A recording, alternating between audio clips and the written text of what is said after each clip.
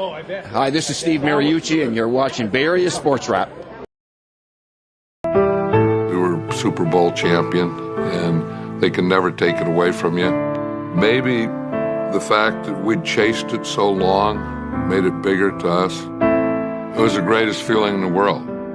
There was nothing that can beat it. And on Bay Area Sports Wrap, it's my pleasure to be joined by longtime KCBS news anchor Stan Bunger. And the reason Stan is here is not to really talk about news. Well, I guess it is, because you shared many mornings with the legendary John Madden, who unfortunately has since passed on. But tell me, if you would, Stan, about your new venture, your new book that you wrote, and your connection to John Madden. Well, yeah, I was blessed to spend most of 18 years on the radio with John. I was the morning anchor on KCBS Radio. John Madden, in the third of the three Bay Area stations on which he appeared regularly in the mornings. He started way back in 1982 with Gene Nelson on then KYA. He moved over after Gene's retirement to KNBR with another legend, Frank Dill. When Frank retired, he wound up on KCBS starting in 1997. And when Al Hart, who was John's first KCBS partner, retired in 2000, I rejoined KCBS, and you could say I inherited John Madden, which meant I got really rich overnight. Madden is on the field. He wants to know if it's real. They said yes. Get your big butt out of here. He does.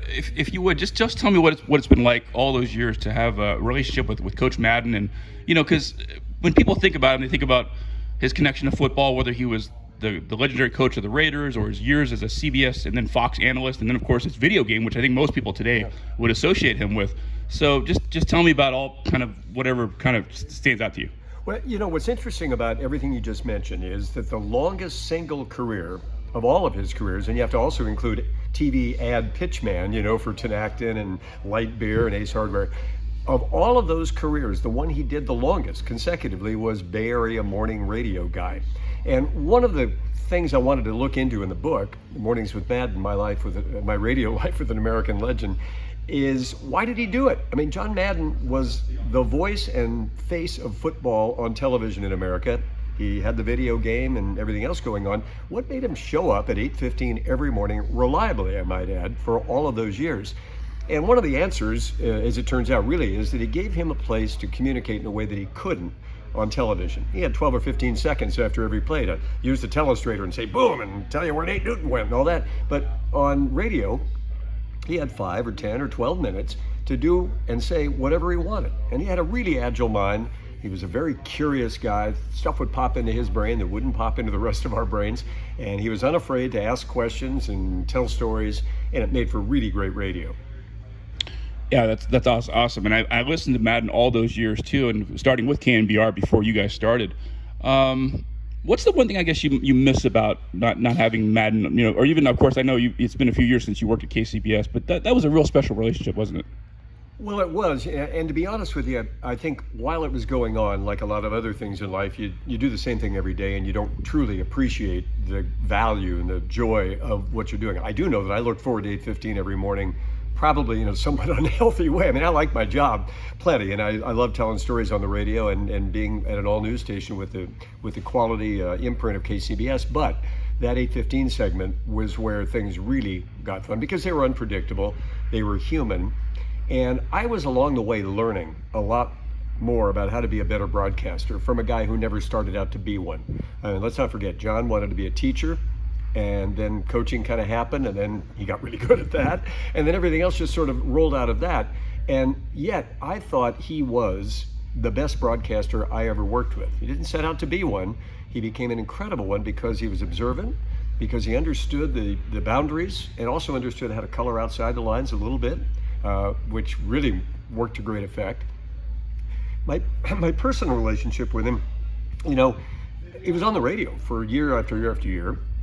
Right here where we're sitting for this interview is the soundstage in Pleasanton, where we used to hold these KCBS barbecues once a year, and we'd bring in clients and some members of the staff, and we'd all hang out and eat some roast pig and tell stories.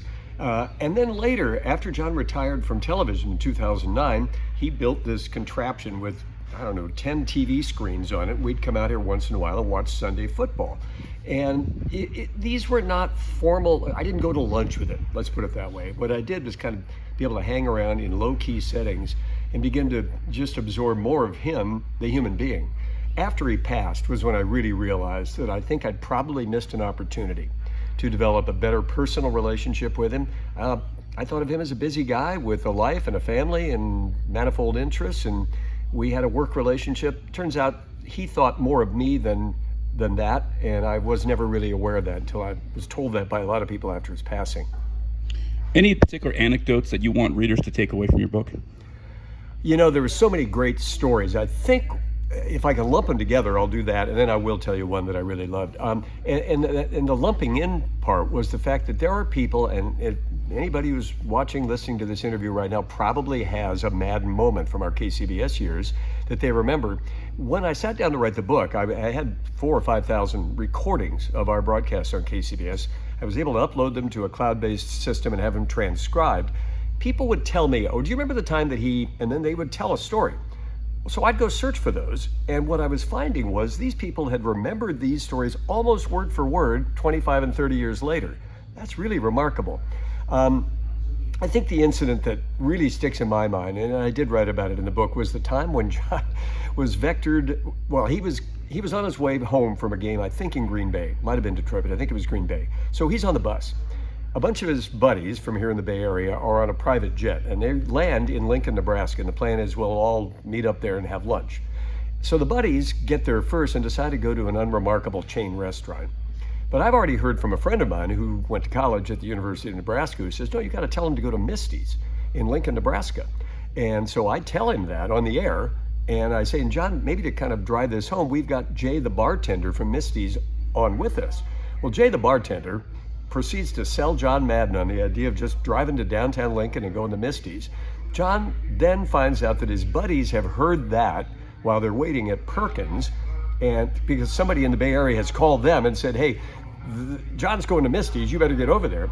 They go to Misty's, they have an incredible lunch, and to this day, hanging inside the front door of Misty's Steakhouse, a big Cornhusker hangout in Lincoln, is John's signature on the menu saying, it was great. And so it was emblematic of how John could just vector into any situation. Anybody who heard that segment will never forget it, and they still love him at Misty's in Lincoln, Nebraska. And I know John was associated for many years with Coach Steve Mariucci with the bocce ball tournament. Is that still carried on, right? It's in his memory? Yeah, Mooch has continued that tournament. I've lost track of the millions they've raised, but it's in the tens of millions. I think it's above $20 million that have been raised over the years for Bay Area charities. And, you know, John and Mooch together were remarkable. And I'm just blessed that, you know, Mooch still answers my phone calls and texts.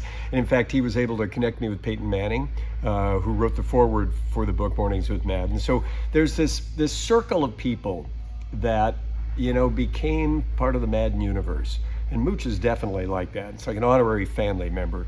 And anybody who's ever been around Steve Mariucci for 5 minutes, you know, understands his joy of life and his level of energy and his decency as a human being.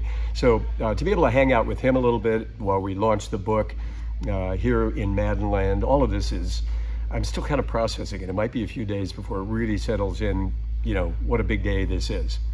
Yeah, speaking of which, and lastly, just tell me about how our viewers can find your book and of course the purpose of being here at the Madden Studios today.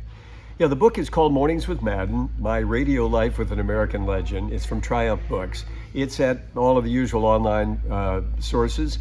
Triumph Books will also sell you a copy directly. I love to see people go to their local bookstore and buy it too. I dropped into Books Inc. in Alameda, my local bookstore, and there it was on the shelf this morning with Malcolm Gladwell's new book, just 3 books over, and Michael Donnelly's new book, 1 book up. I'm going, man, how did this happen, you know?